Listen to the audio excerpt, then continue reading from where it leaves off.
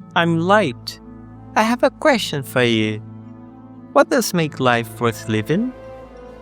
Is it wealth? Or maybe health? What if an extremely rich person cannot save a loved one?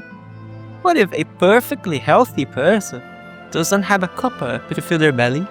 Maybe the answer is not in having, but in doing. Eh? I've done a thing or two. I started playing WoW during the Burning Crusade, and soon became a paladin. However, I learned much of what I know in Wrath of the Lich King, progressing for the first time in Icecrown Citadel. During Cataclysm, I cleared Bastion of Twilight, although without a dedicated team, I failed to kill Sinestra on the first attempt, the closest we had but a cutting edge at the time.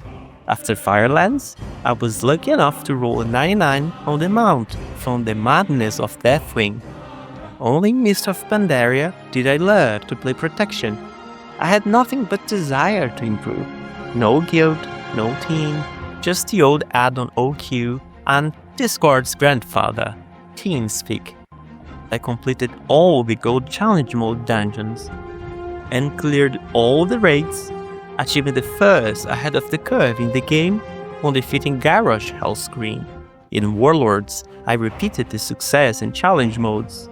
It was another expansion and another ahead of the curve, this time Archimonde. In Legion, I fell in love with Mythic Plus, Mage Tower, but it was in Battle for Azeroth that I truly learned how to push properly, nearly reaching the top 1%, as well as continued collecting AOTCs.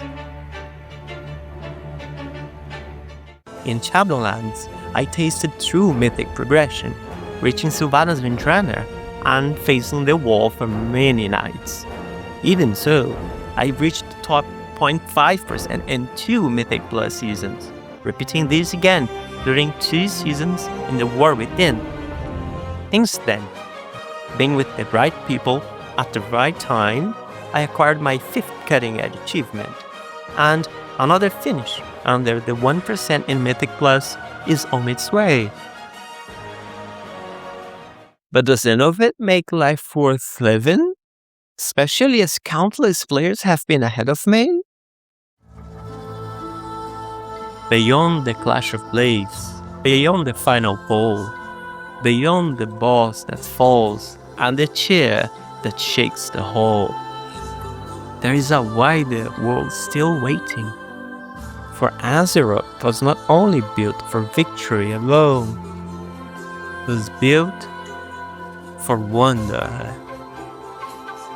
Even when darkness falls and we feel that we can't win, we must never forget that it's in the darkest moment that the light shines the brightest.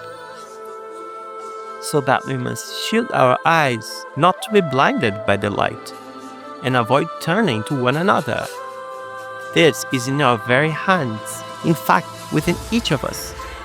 This light within may be manifested in laughter, which lighten up dark moments and help us to see pure joy. This is what lighten up roads we have not walked together, skies we have not shared its crossing winds, hidden treasures not to be hoarded but shared, and forgotten corners of the world.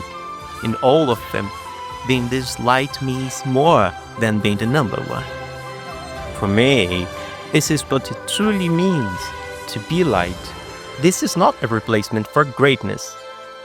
Neither is an excuse to failure. In fact, that means I also turn my eyes to see progression in bonding with one another. Each of us give meaning to this kind of moment. People who might not know one another, yet also bear the same light within themselves. Because meaning is not exclusive to being successful.